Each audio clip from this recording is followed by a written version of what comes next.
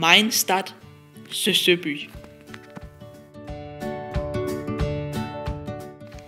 In Søby, der leben 60 Personen.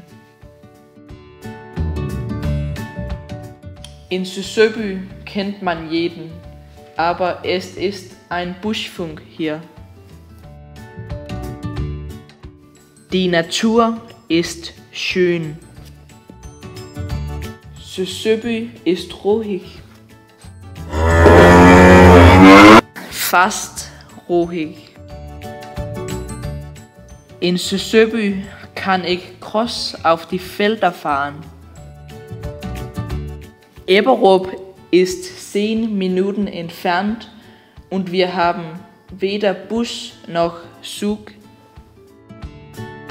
Wir haben auch Flohmarkt.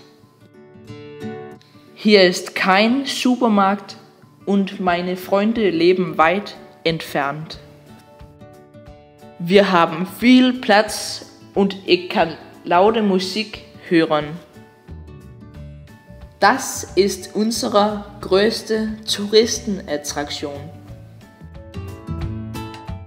Es war meine Stadt, Søby.